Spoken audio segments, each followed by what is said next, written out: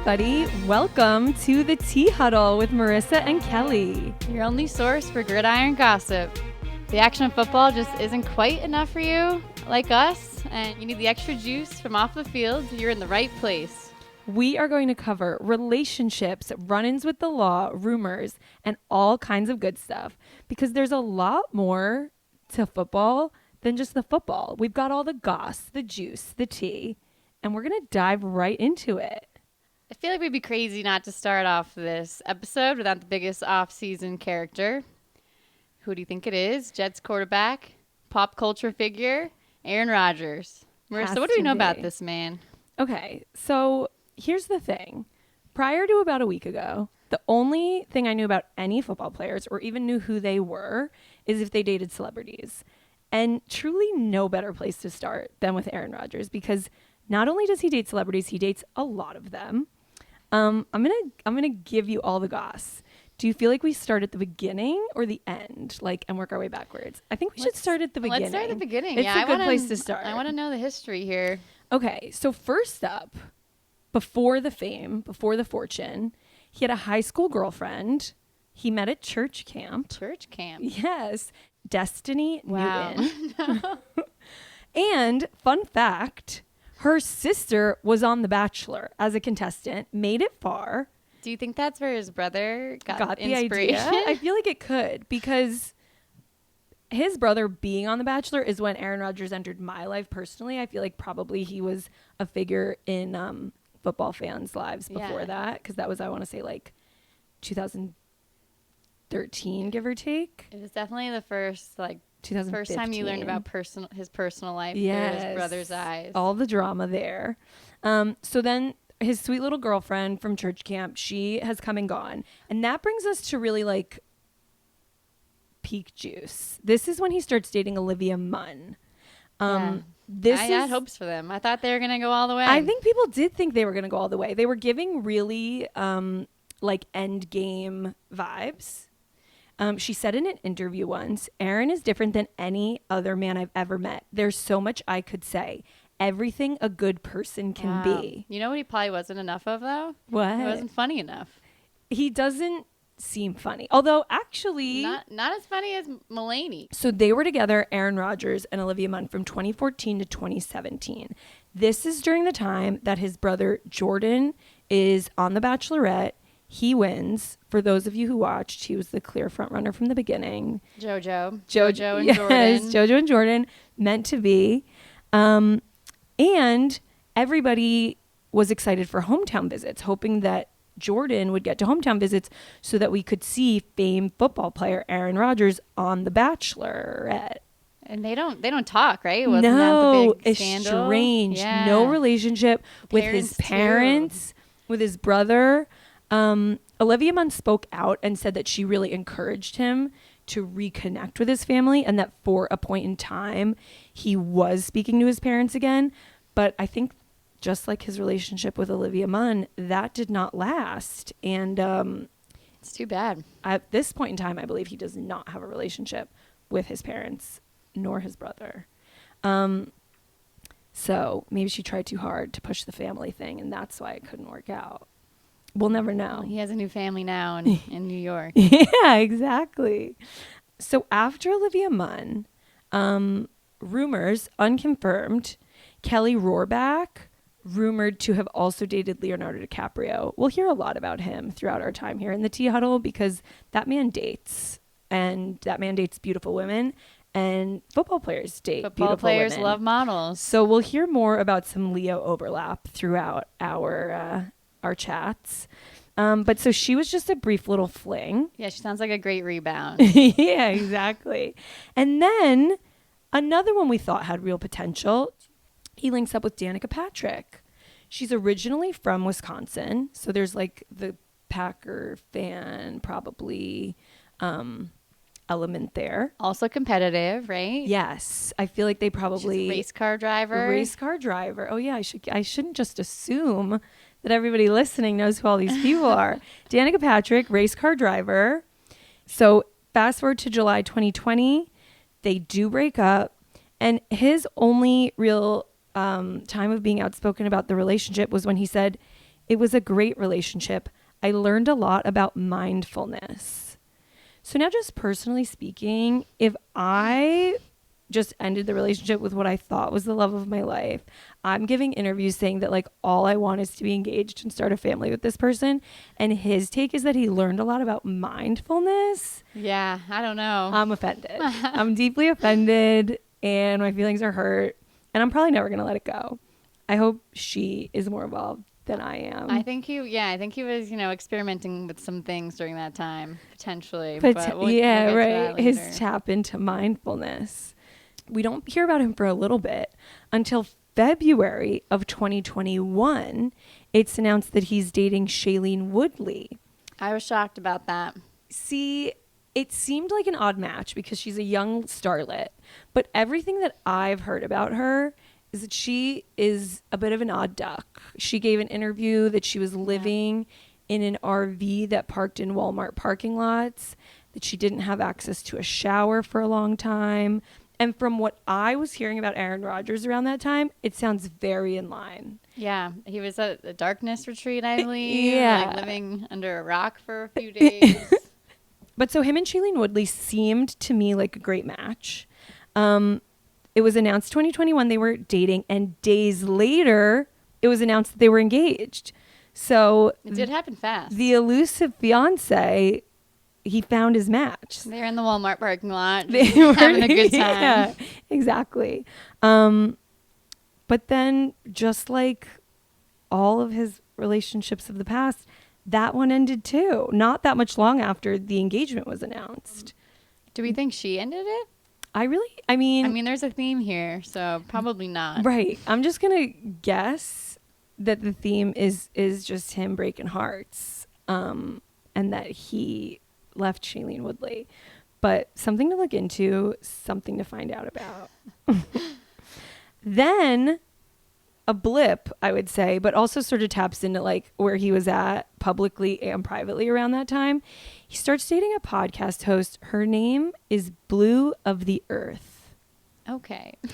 So they were definitely like figuring out sort of their like mind, body, soul connection right around that time. She went to Peru and got stuck. She was like not allowed to leave Peru. Oh, recently. Recently. And it was when people thought they were still together, but he did nothing to help her leave Peru. He left her in Peru. He left her in Peru.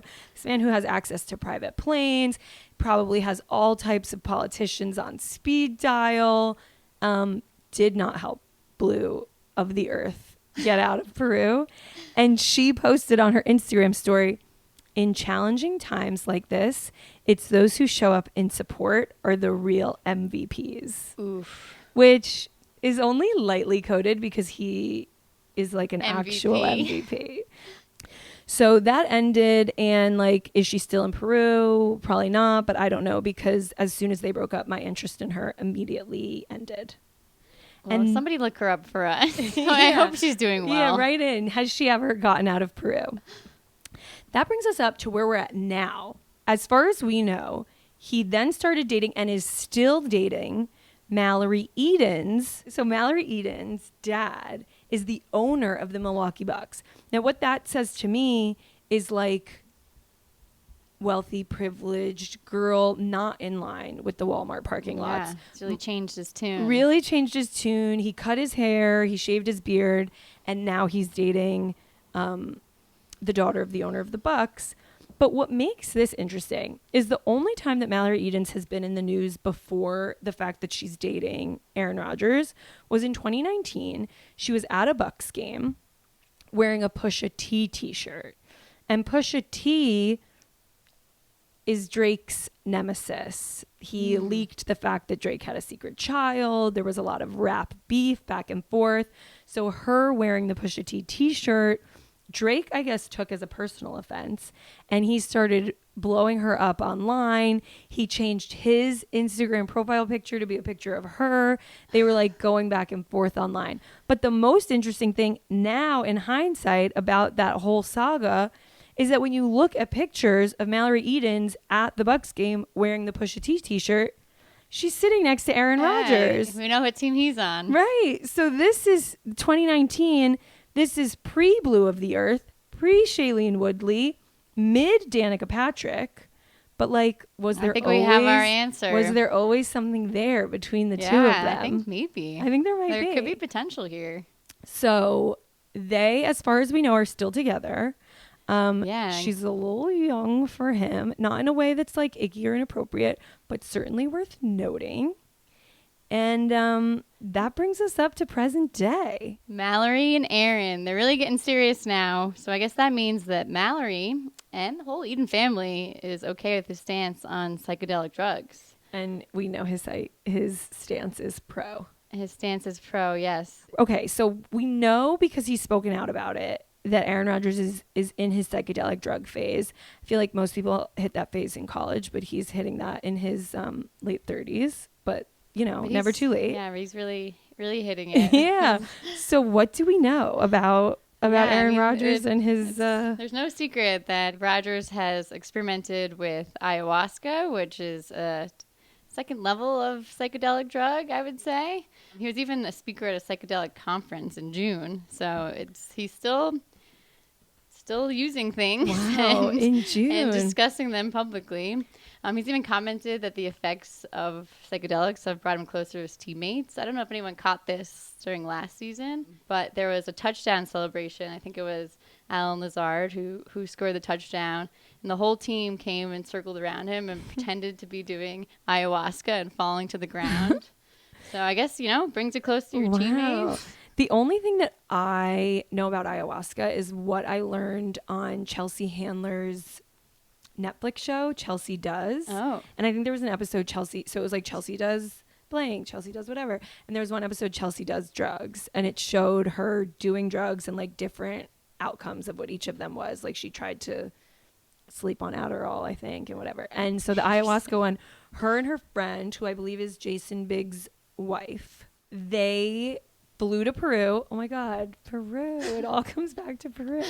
They flew to Peru to do like the full ayahuasca retreat with the shaman. Yeah. And Netflix cameras go and it records them like puking up a storm. Yeah. And then it doesn't look relaxing. It does not look relaxing, but I think they both said that like they met themselves as children and one of them healed lifelong wounds with her sister. And you learn a lot about love. Yeah, it sort of made me interested in it. And I mean, Aaron Rodgers certainly he said is. he definitely wants to go back probably back to Peru. Wow. Maybe that's why him and Blue of the Earth were there. He'll go find Blue of the Earth and do another trip to Peru. I think that it's probably helped his career a little bit. I mean, he's the oldest person in the NFL right now. Is he the oldest person in the NFL? I don't know. Oh. But he's got to be up there. Probably the oldest quarterback. Now that Tom Brady retired. Yeah. And he has won 2 MVPs after starting to do ayahuasca. So this just in confirmation. He's the oldest player or the oldest quarterback? The oldest player in the whole NFL. How old is he? 39. Wow. The more you know. 39, and he's still kicking. And, I have hope that he's going to bring the whole Jets team to this ayahuasca retreat, and they are going to become best friends. Team building. From what we've seen on Hard Knocks, they're all getting along very well. They idolize him. He's the shaman of the Jets. The shaman of the Jets. He's vibing with his team. He's playing great. Morale is high.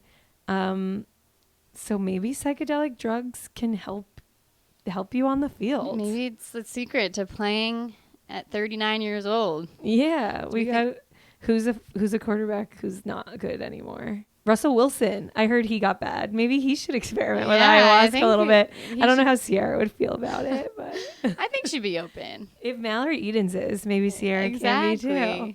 I mean, I guess we'll see if the off season and whatever he was doing then is gonna pay off here in New York. Keep your eye out for another ayahuasca touchdown celebration. Okay, so you mentioned Hard Knocks briefly. I have never watched this before. Being perfectly honest, I didn't even know it existed. It's my new favorite show.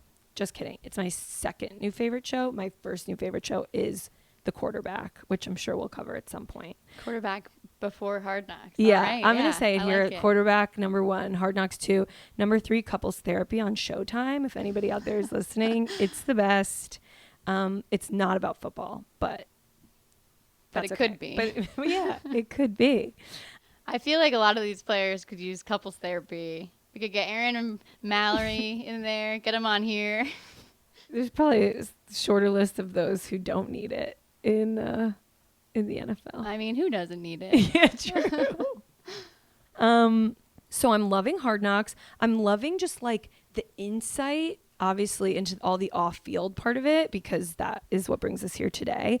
I want, like, when they're all sitting in the like college style classroom, they're taking notes in their notebook. I want to know like what kind of pens they're using, what their notes are. The magicians come in when how they react. Yeah, that was a hit. Not a magician, he was a mentalist. Right, not a magician. But like, yeah, that was amazing. You could tell that Aaron Rodgers was skeptical at first, that he was like, oh, I'm not like going to be impressed, and this guy, I guess, is a number. But he blew everyone away, us at home, them in the room, everyone shocked and amazed. It's good team bonding, I think. Yeah. Is it better than everyone doing ayahuasca together? We don't know. But even like just the B-roll of them making breakfast in the facilities, like I personally am not that interested in running plays and like, you know, whatever else they do when they're playing football, running fast, but it's all the other stuff. It's like they all passed around the chain and talked about how they wouldn't be the weakest link. That was really nice. We like that. I did like all the content on the rookies and the 2 players who were good friends, Brownlee and Gibson. Yes. I was so proud when they made it. They made it on the roster. Very exciting. I was stressed all episode. I didn't have that much hope that Smart is his last name, the one who has been bouncing around like practice squads for 7 years. Yeah. Just doesn't seem to me like after 7 years you're going to just like finally get amazing and be a starting player on. I mean, I think if he didn't hurt his shoulder, he had real potential. And he had the hearts of everyone at home, but he made that cheese board, the charcuterie board. Charcuterie. So the thing that's so interesting to me among many about Hard Knocks is that it's airing in real time. So like in episode 3, you see someone from another team reference the charcuterie board because they are all at home watching Hard Knocks. So I just wonder like how that plays into the Jets season, because other teams are watching them prepare. And they must learning their secrets. Yeah, you can tell who Aaron Rodgers' favorite running backs are. Yes, wide receivers. Right, from watching. Yeah, so I wonder if there's any drawback to being the Hard Knocks team. I think so. I mean, there's a reason why Bill Belichick would never agree. Would he never agree? He's all business. He's all business. They're not telling anyone their secrets. So we'll see how. I mean. They seem excited. They seem obsessed with Aaron Rodgers. I love them just like admiring him and admiring how he touches the grass and like what does that mean? And he obviously just like wants to feel the earth because he's just like that's his vibe. It's definitely the Aaron Rodgers show. And he's running that team. Yeah. His relationship with the backup, Zach Wilson, very sweet. It's like a very sweet mentorship. Oof, are we ready to get into Zach Wilson? Are we ready to I think so. Because Zach Wilson is somebody that I knew who didn't date a celebrity and wasn't an amazing player. No. And he was a holy man. Somebody has to break through the news cycle to reach me when it's not because they're like the star or dating a Kardashian, and Zach Wilson managed to do it. Yeah, I didn't think he would survive in New York, but I think, you know, he's got some balls. Yeah. Can we it's sort of old news, and maybe some people listening know the story, but can we dive into Zach Wilson's off-field drama for a quick sec? I think we should. Okay, so I'm gonna give a little backstory, and then I'm gonna get to the juice. So Zach Wilson. To me, he looks like an elf. That's irrelevant to the story, but I did feel it was important to mention. He's a baby. Yeah. Do we know how old he is? We will in a second. 22. He's 24. Aaron Rodgers could be his dad. Yeah. They do have sort of that relationship. And just to go back for a quick second, Aaron Rodgers could, and I guess he wouldn't because he's so good. He's like not threatened by this little elf boy, but he could hold some of his like secrets and skills and whatever to himself. But at least on Hard Knocks, he's so generous with his time and his energy to Zach Wilson. I mean, when you're 39, you don't need to be holding on for too many of your secrets. What are you holding on for, I guess? Okay, so Zach Wilson. This is his second year playing. Last year was his rookie year. He was drafted second overall in the whole draft. So, like, really good. Only one person. From BYU. Yes. A lot of potential. People were excited about him. One thing to note that's, like, not exactly relevant, but I do feel like we got to say, when he was drafted, there was a lot of chatter online about how hot his mom was, because I think she was in a lot of the draft footage. Yeah. He lived at home, I'm pretty sure. Yeah. Also in the footage was his girlfriend, Abby Guile. So he's got his mom, he's got his girlfriend, longtime girlfriend. He goes to BYU. He plays on the team with his roommate and bestie, this guy Dax Milne. Dax was a wide receiver and Zach was QB. So what I know about sports so far is that like they're besties on the field and off the field, right? Like QB throwing in that wide receiver. Yeah, always looking for his buddy out there. And his buddy's always there for him. So Dax gets drafted as well by the Washington Commanders. He's like 258th overall, so like not quite as good. Hey, he made it. But he made it. He made it on a real team, not a practice team. So it's cute, right? They're college BFFs. They're off to conquer the NFL. They play for a year in the NFL, and the whole time, Zach is still dating his girlfriend, Abby Guile. Then, that brings us to January. He's a big star, so he breaks up with his college girlfriend. Like, no one's surprised. I was a little surprised. Were you? Coming from BYU, True. you know. Actually. Loyal types out there. Loyal types. And like an early marriage type. Early marriage type. One thing I'm learning in my football player research, these men keep getting married at like 23 years old. I don't want to go on a tangent here, but all of these young quarterbacks are all married. All married. None of these are going to end well. They're not going to end well for the wife. They're going to end probably pretty good for the guy. It might end well for the wife, though. I hope they all have prenup. I hope they don't. Yeah. Ladies, if you're marrying someone who's about to get drafted, refuse to sign a prenup.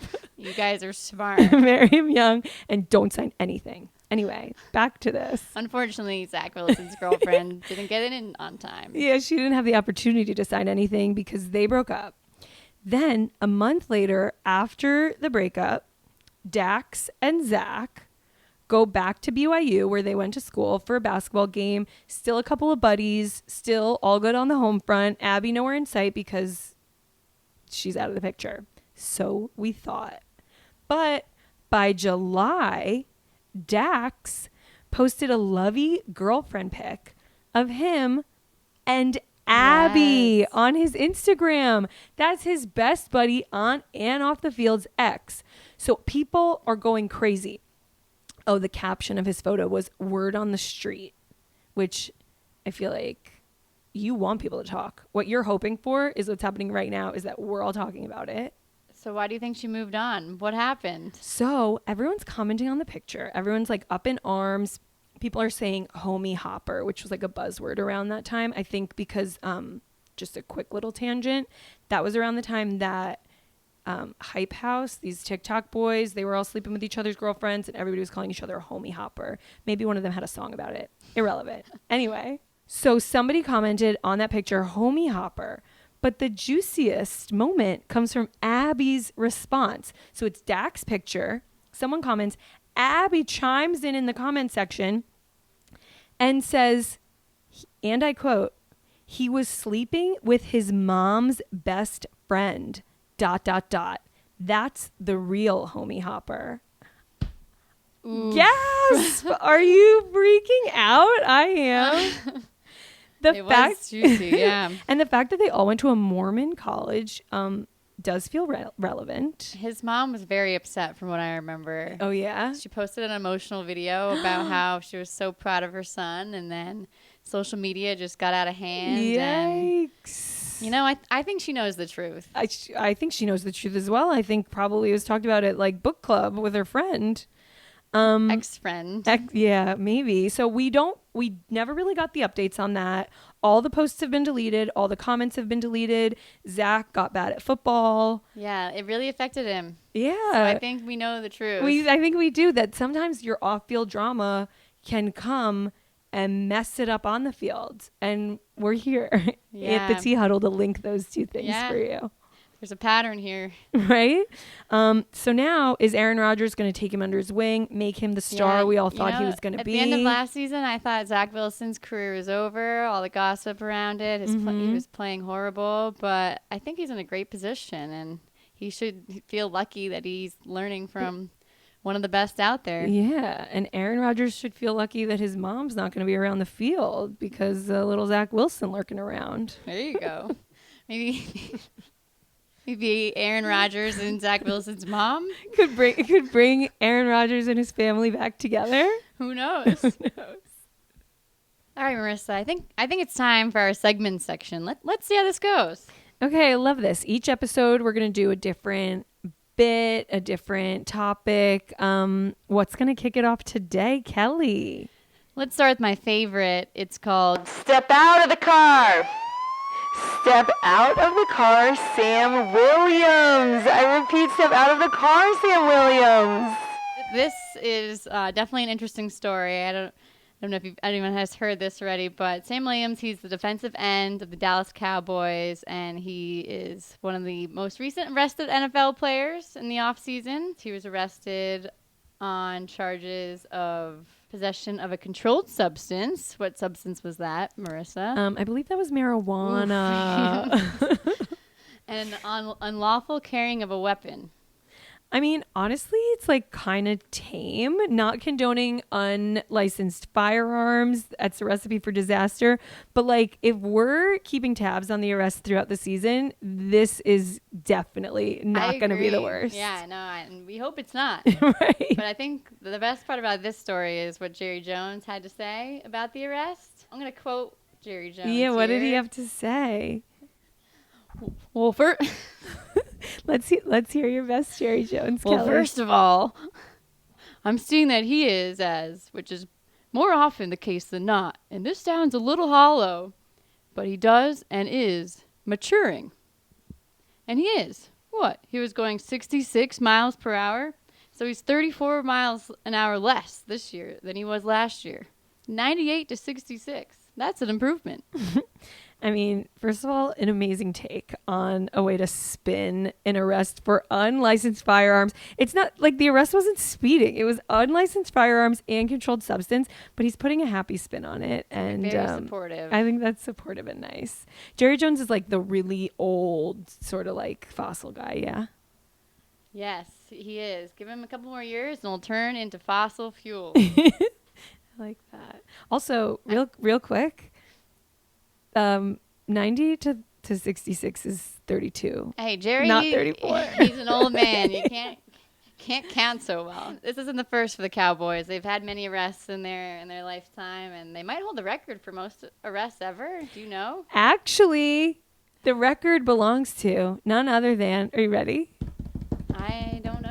Minnesota Vikings, most No arrests. way. Yeah, a little fun fact for you guys out there. Huh, I'll have to do some research on that Yeah. next episode. Yeah, we should find the best one. Kirk Cousins, what have you done? I would guarantee, just from watching the quarterback, that man has never been arrested, never broken a rule, never driven too fast. No, he would turn himself in immediately. He would. He's so sweet.